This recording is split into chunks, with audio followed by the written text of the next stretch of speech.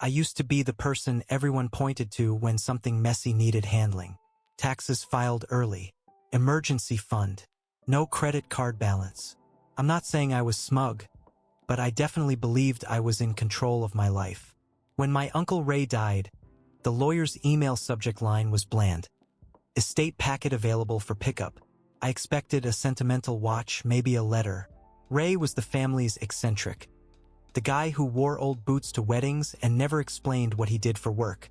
He lived alone, paid cash, and somehow always had a story about a friend who owed him. At the lawyer's office, I got a cardboard box sealed with packing tape. Inside were 3 things: a thin folder of documents, a small metal keyring with 4 keys, and a hangar badge that said Bay 12 in faded Sharpie. I remember laughing, an actual, polite laugh, like this was some quirky joke. "Is there an airport?" I asked. The lawyer didn't laugh back. "There is a lease," he said, and slid a paper across the desk. "And there are unpaid amounts." That was the first moment money showed up in a way that didn't feel like a chore. Felt like a hook. The airport was 40 minutes away, the kind of regional place where business jets sit behind chain-link fences and you can smell fuel before you see the runway. The badge still worked. The gate clicked open with a sound that made it feel official, like I belonged there. Hangar Bay 12 was a long metal building with sun-faded numbers and a padlock that looked newer than everything else. One of Ray's keys fit. The lock popped, and I felt a weird, childlike rush, like I'd unlocked a secret level in a video game. The hangar door groaned when I pushed it. Inside, under fluorescent lights that hummed and flickered, was a small plane. Not a jet. A modest single engine, the kind you see in old photos or small-town news clips. Its paint was clean, surprisingly. It looked maintained. There was also a metal desk, a filing cabinet, and a stack of plastic bins labeled with dates. I walked around the plane slowly, my shoes scraping dust. I remember thinking, this has to be worth something. Then I saw the clipboard on the desk. The first line wasn't sentimental at all. Past due, $17,420. 68. Notice of lien if unpaid. My stomach tightened. It wasn't treasure. It was a bill. I called my wife, Dana, from the hangar because I needed to hear a normal voice. She answered on the second ring, breathless like she'd been running around. "You're at the airport?" she asked, and there was something too casual about it. Like this wasn't brand new information. "Yeah," I said. "Ray left me keys. There's a plane." A pause. Too long. Then she said, "Okay." Not what? Not "Are you serious?" Just, "Okay." Like I told her the dishwasher broke. "There's a past due notice," I added. 17 grand. And a lien threat. "Did you know about this?" Dana exhaled. "I knew he had something. He mentioned it once." That made my skin prickle. Ray and Dana were friendly. Sure, but not shared secrets friendly. I hung up and kept going through the hangar. The filing cabinet was locked. Another key opened it. Inside were lease agreements, maintenance logs, insurance paperwork, and something that looked like an LLC operating agreement. Ray's name was there. So was mine. My name was printed on paper as a member of something I'd never heard of. At the bottom of one page, there was a signature. Mine. At first, I told myself it must be some clerical error. Maybe Ray reused a template. Maybe someone typed the wrong name. My brain tried to protect me by making it mundane. But the signature wasn't a typed name. It was a scanned copy of a real signature, loops and slants that looked uncomfortably familiar. I drove straight home, hands sweating on the steering wheel, and pulled our old files from the closet. Mortgage paperwork, warranties, tax returns, the boring stack of adulthood. Dana watched me from the kitchen, leaning on the counter like she was trying to look supportive without getting too close. "I don't remember signing anything for your uncle," I said. Dana's eyes flicked away. "It was years ago. You signed a lot of things. Remember when Ray needed help with that business registration? You were tired. It was after your dad's surgery." I did remember being tired. I remembered signing forms at the hospital while my dad slept with tubes in him and the surgeon talked about out-of-network. I remembered Ray showing up with coffee and saying, "I can take some of this off your plate." I remembered trusting him. Now I was staring at the result of that trust. An LLC, a hangar lease, and debt. The plane wasn't a gift. It was collateral. The next day, I met with the airport's property manager, a woman with a tight bun and a voice like she'd been saying policy for 30 years. She didn't care about grief or family stories. She cared about balances. "Your uncle's account is delinquent," she said, flipping her monitor so I could see a spreadsheet of red numbers. Hangar rent, late fees, administrative charges. "But he's dead," I said, like that should change physics. "Then the estate pays," she replied. "Or the LLC pays. Or the members pay, which includes you." I told her I didn't authorize any of this. She gave me a look that said she'd heard that sentence in every possible variation. "You can surrender the space," she offered almost kindly. "But the plane can't just sit here for free. And if there's a lien filed, you'll have bigger problems." On the drive home, I kept hearing that word. Lien. It sounded like a claw. Dana texted, "We'll figure it out." Felt like a hand pressing on my chest. That night, I couldn't sleep. I kept thinking about Ray at the hospital with coffee, being helpful, and how easy it would have been to slide a paper into my pile. How easy it would have been for me to sign without reading. Responsible. In control. Right? The first twist came from the mechanic. I found his number in the maintenance logs and called. He answered like he knew exactly why I was calling, like my number was the next domino. "Sorry about Ray," he said, and then, "You trying to sell?" "Maybe," I said carefully. "I'm trying to understand what I have." He laughed short, humorless. "You have a plane that looks clean because Ray spent money like a guilty man." "What does that mean?" "It means he wasn't flying it much. He was storing it, keeping it insured, keeping it pretty, like it mattered that it looked valuable." The mechanic told me the plane had been appraised 2 years ago. He said the number like he was reading a menu. About 180 depending on avionics. I pulled over on the side of the road because my hands went numb. $180,000. That's not a quirky inheritance. That's a life-altering asset. And then the mechanic added, "But you should know. There's a note on it." "A loan?" I asked. "Yeah," he said. "Ray used it to secure financing. Not through a bank. Private." I felt my throat close. The plane was worth money, but it wasn't mine. It was a pawn. I hired an estate attorney because I didn't know which end of this thing would bite me first.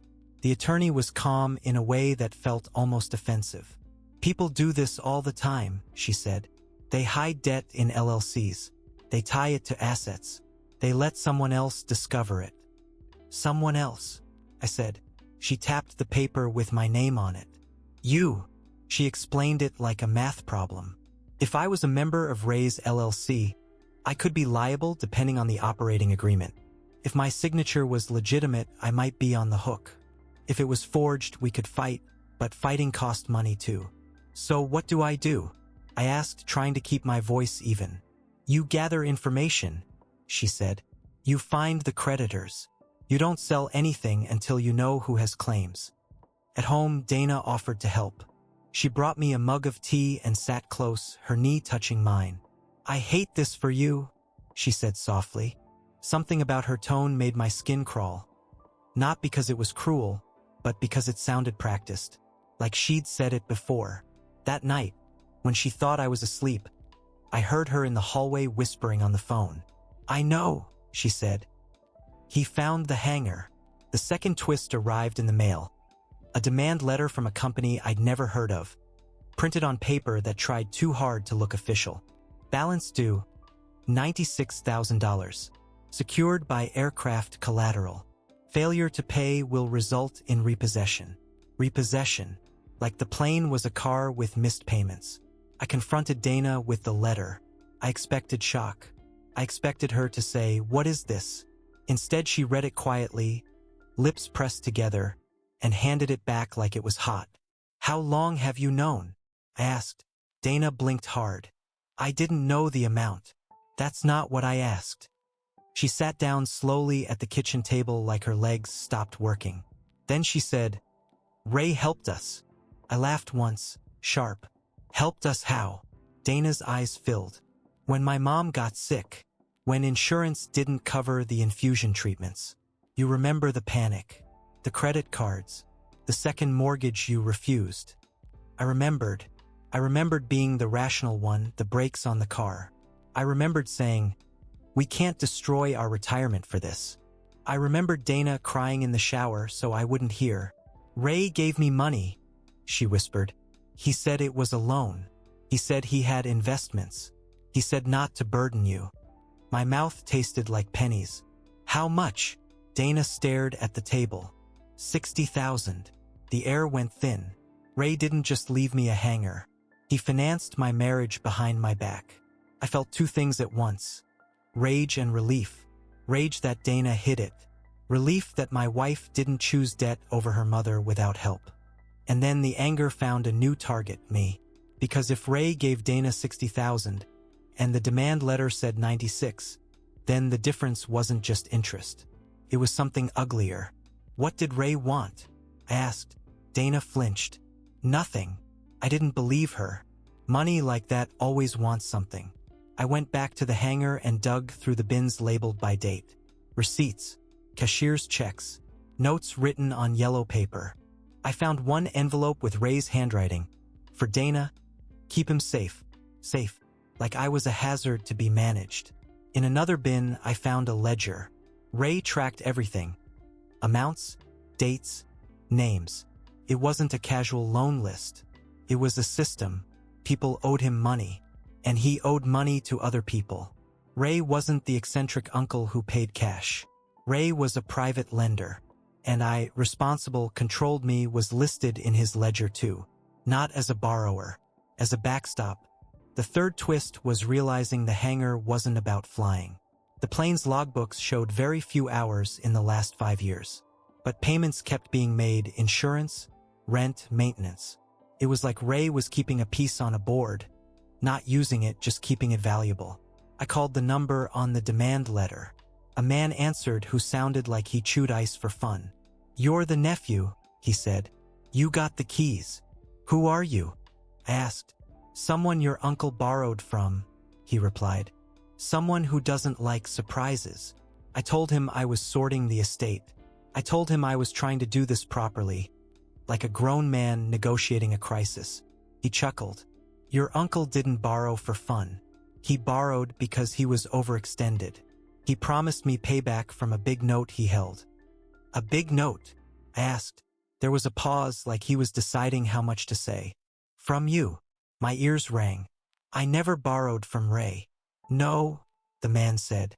"You just signed." That sentence cracked something open. Not because it was true, but because it was plausible. Because I remembered the hospital. I remembered exhaustion. I remembered signing. Because the version of me that thinks I'm in control signs things. I brought everything to my attorney. She read the operating agreement again. Slower, like a detective rereading a witness statement. "This is bad," she said finally. "How bad?" She pointed to a clause about member obligations, personal guarantees, and what happened if the LLC defaulted. It was written in a way that made my stomach drop. "Ray set this up so that if the LLC couldn't pay," she said, "the members could be pursued, and you're listed as a member with a signature." "But I didn't know," I said. "I didn't consent." "You might be able to argue fraud," she said. "But first you have to accept something. Your signature is on legal paper. That makes you a target." I drove home feeling like I'd swallowed gravel. Dana met me at the door and tried to touch my arm. I stepped back. The movement was small, but it felt like an earthquake. "I'm not leaving you," she said quickly, like she heard the thought. "I don't know what you're doing," I said. "I don't know what you did." Dana shook her head. "I did what I had to. My mom was dying. And Ray got to be the hero," I said. "And I got to be what? The sucker?" Dana's face tightened. "He said you'd never forgive me if you knew." The worst part was realizing she might be right. Here's where I thought I fixed it.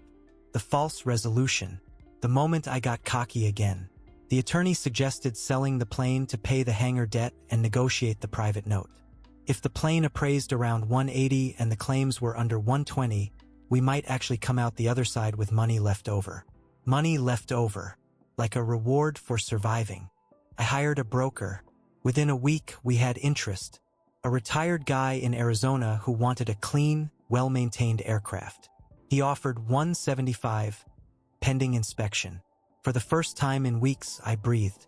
I pictured paying off the hangar, paying the lender, closing Ray's weird chapter, maybe even putting something into Dana's mom's old medical debt, smoothing the jagged edges.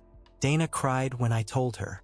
She hugged me hard, like she'd been waiting for permission to fall apart.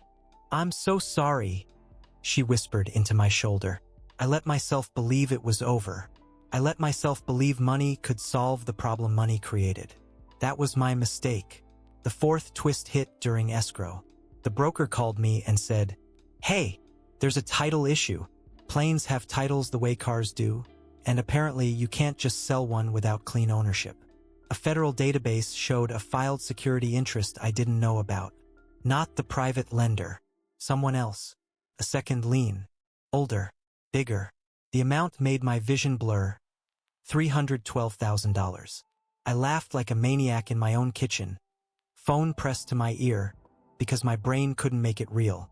$312,000 tied to a plane worth maybe 180. The broker said, "I'm sorry, the buyer's out." When I confronted Dana, she looked genuinely shocked for the first time. "I swear, I didn't know that," she said, and I believed her, which was almost worse, because it meant Ray had secrets even from the person he'd helped. I went back to Ray's ledger and dug deeper. Under the neat columns of names and amounts was a section labeled Project Hangar. There were entries that weren't loans. They were transfers, cash in, cash out, and beside them, a note, "Wash it through the bird. Wash it." The plane wasn't just collateral. It was camouflage. Part 14. I wish I could tell you I handled that revelation with dignity. I didn't. I drove to the hangar shaking. I opened bins like a man looking for air. I pulled panels in the plane's interior with my bare hands until my fingernails split. I don't know what I thought I'd find. Maybe cash, maybe answers, maybe something that would make the math less impossible. What I found was worse. A hidden compartment behind a side panel with a stack of envelopes. Inside were cashier's checks, photocopied IDs, and a thumb drive labeled safe.